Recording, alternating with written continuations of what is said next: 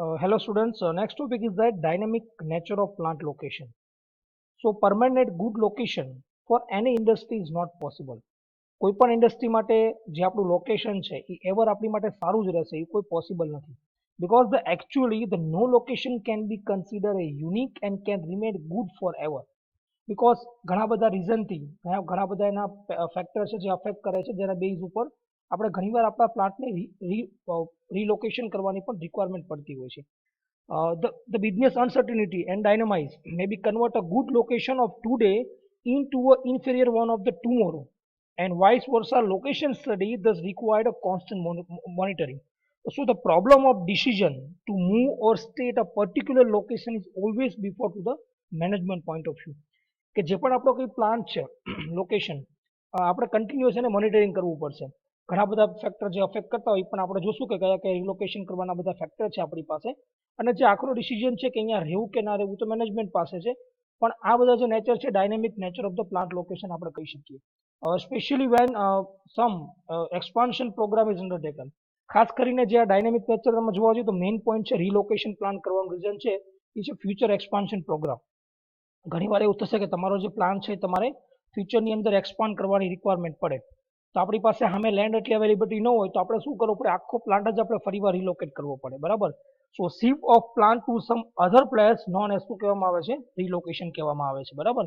નાઉ જે પણ આ કંઈ રિલોકેશન કરવાના જે રીઝન છે, relocation of the plant may be necessary some reasons. બરાબર. તો કયા કયા રીઝન છે? તો first one is that the shift in the structure of the market or movement of market. જે આપણું ટાર્ગેટ માર્કેટ છે એ ચેન્જ થાય અથવા જે પણ કંઈ માર્કેટનું જે પણ કંઈ સ્ટ્રક્ચર છે એ ચેન્જ થાય તો ઘણીવાર આપણે આપણા પ્લાન્ટે રિલોકેટ કરવો પડે છે.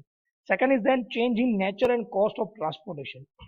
જ્યારે આપણે પ્લાન્ટ એસ્ટાબ્લિશમેન્ટ કરવો હોય ત્યારે આપણે જે ટ્રાન્સપોર્ટેશન કોસ્ટ પડતી હોય એની પ્રમાણમાં વર્ષે જ્યારે ગવર્મેન્ટની પોલિસી ચેન્જ થાય કે જે પણ કંઈ યુનિયનના રેટ ચેન્જ થાય એના બેઝ ઉપર તમારે તમારા પ્લાન્ટને ચેન્જ કરવો પડે.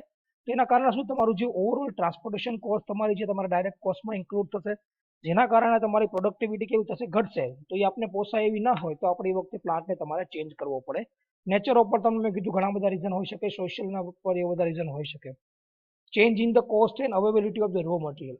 ઘણીવાર રો મટીરિયલ આપણે નજીકથી મળતું હોય, સપોઝ આપણે power plant point of view define કરવા જઈએ, પહેલેથી આપણે એક્ઝામ્પલ જોઈએ છીએ તો તમારો જે કોલસો છે તમને નજીકથી પહેલાં મળી રહેતો હોય માઇનિંગ કરીને, પણ એની પણ અમુક લિમિટેશન હોય, પછી કોલસો ના મળે તો આપણે પછી બહારથી ટ્રાન્સપોર્ટ કરીને આવતું પડતું હોય. જ્યાં આપણે રો મટીરિયલ ઇઝી જેટલું પડી રહે એ જગ્યાએ આપણે ન મળતું હોય તો આપણે પ્લાન્ટ લોકેશન કરવું પડશે. Change in pricing policy of the એન્ટરપ્રાઇઝને પ્રાઇસિંગ બધા જે પોલિસી જે રૂલ્સ રેગ્યુલેશનમાં ચેન્જ થાય. Undesirable labour situation. ઘણીવાર લેબર છે કે જે પણ કે લેબર યુનિયન છે એ આપણે અમે ઓપોઝ કરે અથવા જે પણ કંઈ સોશિયલ એવી ઇફેક્ટ ક્રિએટ થાય કે તમારે પ્લાન્ટ છે રિલોકેશન કરવાની નીડ પડી જાય. ડિમોલિશન છે કમ્પલસરી પરચેસ ઓફ પ્રિમાઇસીસ ઓર નેશનલાઇઝેશન. ઘણીવાર તમને ખબર છે કે હાઈવે કે ટેન્ડર બહાર પડતા હોય તો ગવર્મેન્ટ જો હાઈવે પાડતું હોય તો આપણી જગ્યા જો વચ્ચે આવતી હોય તો ફરજિયાત આપણે જમીન ગવર્મેન્ટને આપણે આપવી પડે. અથવા ઘણીવાર એવું થાય કે ડિમોલેશન કરવું પડતું હોય ઘણા રીઝનથી, આપણા જે પણ કંઈ પ્રોપર આપણી પાસે કોઈ પેજી કાગળ ના હોય એના કારણે. તે બધા કારણે પણ તમારે તમારા પ્લાન્ટને રિલોકેશન કરવું પડશે. Then relocation of various associate industry and plant. હવે એસોસિએટ મીન્સ કે તમારા સપોઝ જે પાર્ટ્સ બનતા હોય તો અમુક પાર્ટ છે તમે પોતે ના બનાવતા હોય પણ બીજી કંપનીને આપતા હોય અને એ કંપની તમારી નજીક હોય. હવે સપોઝ એ કંપની ચેન્જ થઈ ગઈ તો તમારે જે રો મટીરિયલ કે તમે જે ડાયરેક્ટ પરચેસ કરીને તમે જે પાર્ટ ખરીદો છો અથવા જે પણ કે આપણી એસોસિએટ ઇન્ડસ્ટ્રી છે, ઘણા બધા ફેક્ટરીથી એસોસિએટ ઇન્ડસ્ટ્રી તમારી યારે કનેક્ટ હોય તો જો એમાં પણ આપણું વેરિએશન આવે તો પણ આપણે આપણા પ્લાન્ટને રિલોકેશન કરવો પડે. And development increase in the competition. આ મેઇન પોઈન્ટ છે. ફ્યુચર એક્સપાન્શન તમારે કરવું હોય, કોમ્પિટિશન તમારી ટફ થાય છે, સામે કોમ્પ્યુટર આવી ગયા છે તો તમે સર્વાઈવ કરી શકો એવી પોસિબિલિટી નથી. તો આપણે જો બીજા કોઈ એરિયાની અંદર કે જે જગ્યા આપણને ટાર્ગેટ માર્કેટ કરતાં સારું મળે છે તો પણ તમે તમારા જે પણ કંઈ પ્લાન છે ને રિલોકેશન કરી શકો છો. So these are the basic reason for the relocation of the plant. એની પછીનો પોઈન્ટ છે choice of site for location.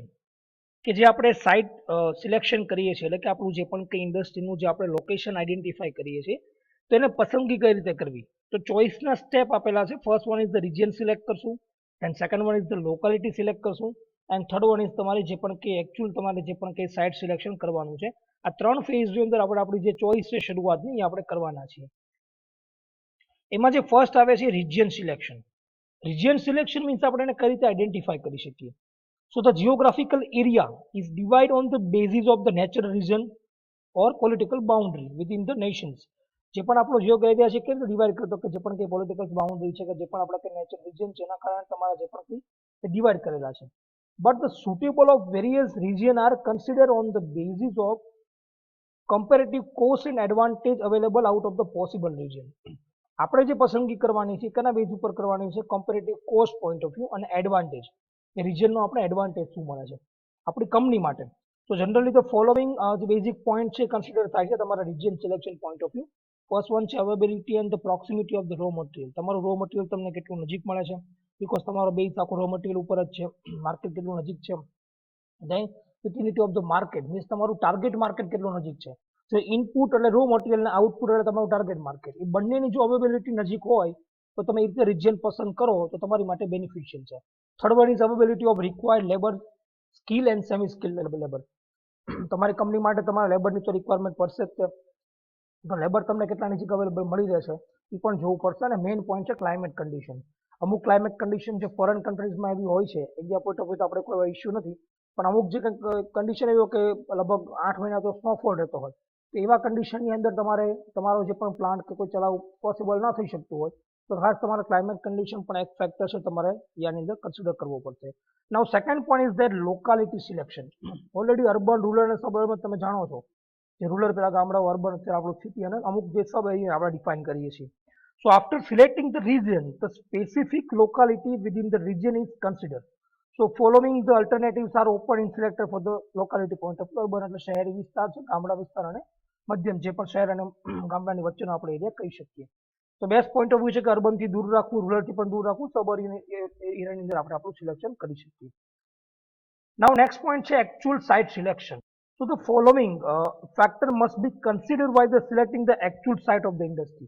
First આપણે રિજન સિલેક્ટ કર્યો, એમાં અમુક ફેક્ટર જોયા, ધેન આપણે લોકાલિટી સિલેક્ટ કરી, એન્ડ ધેન હવે આપણે એકચ્યુઅલ કે જે જગ્યાએ આપણે આપણી સાઇટને એસ્ટાબ્લિશમેન્ટ કરવાની છે, તો આપણી પાસે 12 પોઈન્ટ આપેલા છે. આ 12 પોઈન્ટને આપણે કન્સિડર કરી અને આપણે આપણું જે પણ કે એકચ્યુઅલ સાઇટ સિલેક્શન કરી શકશું.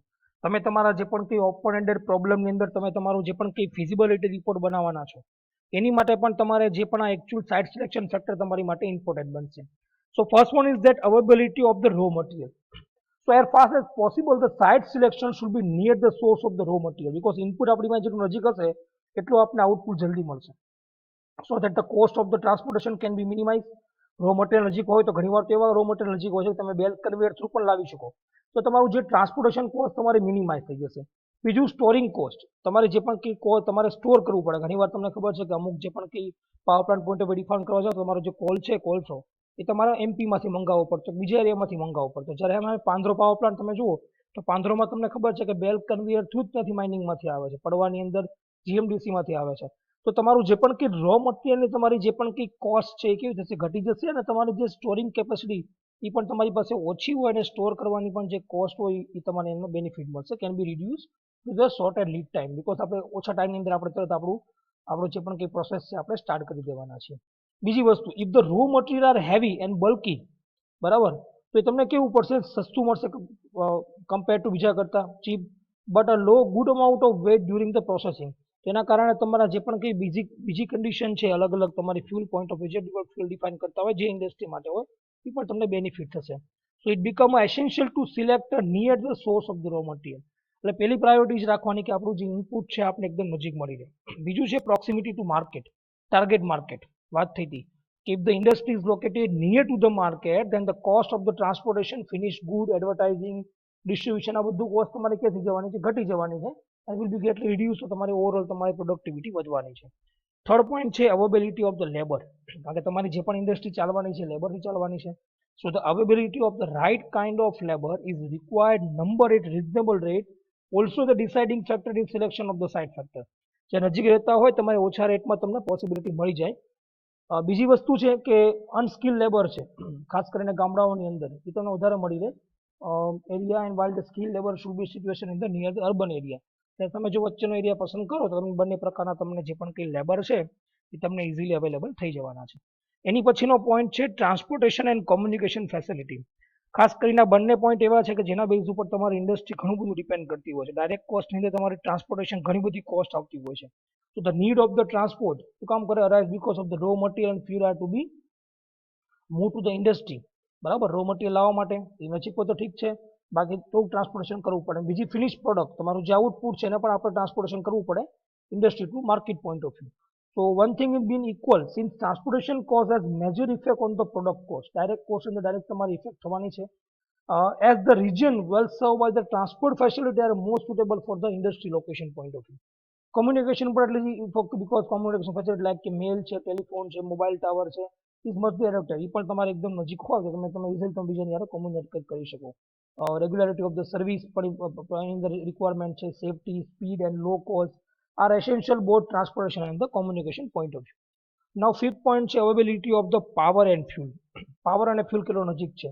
ખાસ કરીને electricity, oil, natural gas and coal are the important source of the power in point of industry point of view.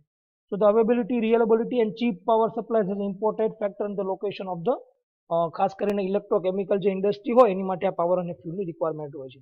એની પછી ક્લાઇમેટ કન્ડિશનની વાત કરી કે ઇન્ડિયા માટે બહુ ઇફેક્ટ કરતો નથી પણ ફોરેન કન્ટ્રીઝમાં કરતો હોય છે. Climate condition affect the certain production process and the efficiency of the employ. ઘણીવાર એમ્પ્લોયની પણ હેલ્થને નુકસાનકારક હોય એવું પણ આપણે માટે નથી કરી શકવાતા. બીજું with the development of air condition techniques, હવે તો એર કન્ડિશન ટેકનિક્સ પણ આવી ગઈ છે. So it is possible to control the temperature and humidity in the plant with some additional cost. જો એડિશનલ કોસ્ટ કરો તો તમારું ક્લાઇમેટ કન્ડિશનનો જે ફેક્ટર છે એટલો બધો તમને ઇફેક્ટ કરતો નથી. ખાસ કરીને ફોરેન કન્ટ્રીની અંદર અત્યારે બધું જે પણ કંઈ HVAC રિલેટેડ જે પણ કંઈ બધું જે પણ કંઈ નવું શોધ થઈ છે એના કારણે અત્યારે કોઈ પણ ક્લાઇમેટ કન્ડિશનમાં તમે તમારી ઇન્ડસ્ટ્રી ચલાવી શકો છો. પછી છે અવેબિલિટી ઓફ ધ વોટર, પાણીની રિક્વાયરમેન્ટ. પાણી એવું નથી કે આપણે as a process point of view અમુક ઇન્ડસ્ટ્રીની અંદર એવા પણ હોય પાણી કે તમારે ડે ટુ ડે લાઈફની અંદર સપોઝ ક્લિનિંગ માટે કે પીવા માટે ડ્રિંકિંગ માટે પણ વોટર જરૂરિયાત પડતું હોય છે તો પાણીની પણ આપણે જરૂરત પડશે.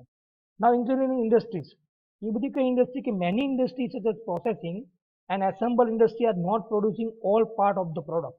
ઘણી ઇન્ડસ્ટ્રી એવી હોય છે કે પોતાના પાર્ટ બનાવતા હોતા નથી, બીજા પાસેથી ખરીદે, તો એ પણ ઇન્ડસ્ટ્રી તમારી નજીક હોવી જોઈએ. So but that the purchase some part of the industry, તો એ પણ તમારી એકદમ નજીક હોવી જોઈએ. Then the finance and other aids, ખાસ કરીને ગવર્મેન્ટ જે તમને ઇન્સેન્ટિવ સબસિડી પ્રોવાઈડ કરે છે અમુક એવા જે એરિયા છે લોન ઇન્ટરેસ્ટ કે જે તમારા ઓછા હોય ત્યાં તેવી તમે પણ પસંદ કરી શકો છો. ધેન છે business and communication facility. Means કે વિધાઉટ બેંક ફેસિલિટી કોઈ પણ વસ્તુ પોસિબલ નથી, બરાબર. Run to industry is very difficult. So banking service are highly desirable. So the facility for the depositing surplus cash, pay bills, sending out station check and collecting and withdraw, આ બધું જ તમારું જો financial તમારા નજીક હોય કોઈ sources business અને તો એ પણ તમે કરી શકો છો for commercial facility point of view. Now availability of cost and land, એ પણ રિક્વાયરમેન્ટ છે. કોસ્ટ સસ્તા ભાવમાં મળવી જોઈએ, બરાબર. So land for the plant must be large enough, વધારે હોવી જોઈએ તો accommodate not only the present product facility, પણ જો આપણે એક્સપાન્શન કરવો હોય તો એના પોઈન્ટ ઓફ વ્યૂ પણ તમારે લેન્ડનો એક અહીંયા પોઈન્ટ કન્સિડર કરવો પડશે કે જો એક્સપાન્શન કરવું હોય તો પણ આપણી પાસે ફેસિલિટી હોય તો એ પણ તમારે કરવું પડશે. અને છેલ્લું છે રેગ્યુલેશન એન્ડ ટેક્સેશન.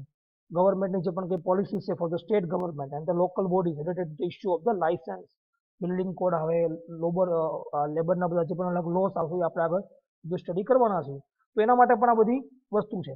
બીજું જે assumption from the excise duty, sale tax, soft loan છે from the financial institute, subsidy ઇલેક્ટ્રિસિટીની અંદર. So are the sum of the incentives offer which influence the location of the decision, because આપણે જો ultimately આપણે cost ઘટતી હોય તો ગવર્મેન્ટના જે પણ કંઈ બેનિફિટ મળતા હોય કે જે પણ કંઈ ઇલેક્ટ્રિસિટી બિલમાં આપણે રાહત થતી હોય તો એવા એરિયાની અંદર આપણે પસંદ કરીએ તો એ પણ આપણી માટે એક બેનિફિશિયલ છે. બીજું, since the tax and duties levied by the government and the local bodies substantially influence the product cost, overall તમારી પ્રોડક્ટ કોસ્ટ પણ ઇફેક્ટ કરે છે. So this is must be taken into account while the selecting of the site. So these are the basic 12 point of the actual site selection. તમે તમારા feasibility રિપોર્ટમાં પણ તમે આ બધા જ પોઈન્ટ કન્સિડર કરી. આ તો બહુ વાઇડ ટોપિક છે પણ આપણે એઝ આપણે પર ટાઈમનો જે ઇસ્યુ છે એના કારણે આપણે બહુ શોર્ટમાં તમને સમજાવ્યા છે. પણ કોઈ એક પ્રેક્ટિકલ એક્ઝામ્પલ લઈ, સપોઝ પાવર પ્લાન્ટ લઈને આ બધા પોઈન્ટ સમજાવો તો તમને ઇઝી પડે. ટેક્સટાઇલ ઇન્ડસ્ટ્રી લઈ લો, મેન્યુફેક્ચરિંગ ઇન્ડસ્ટ્રી લઈ લો, તો કોઈ પણ સાઇટ સિલેક્શન કરતા તમે જે પણ ઇન્ડસ્ટ્રી નાખવાના છો જે તમારા ફિઝિબિલિટી રિપોર્ટમાં ઓપન એ પ્રોબ્લેમમાં, તો તમે ઇન્ડસ્ટ્રીના બધા પોઈન્ટ તમે ઇઝીલી તમે એના ઉપર સમજાવી શકશો. તો this are the basic actual site selection point. અને આ તમારો જે પોઈન્ટ છે કે જીટીયુની અંદર ઘણી વખત જીટીયુ એક્ઝામની અંદર આ વસ્તુ પૂછાયેલી છે. એટલે આ તમે જો તો આ ટોપિક તમારો મોસ્ટ આઈમ્પી ટોપિક કહેવાય. ખાસ કરીને વિન્ટર 2014, 15, 16, 19 બધાની અંદર તમારો જે ટોપિક છે વારે વારે એક્ઝામની અંદર પૂછાતો હોય છે.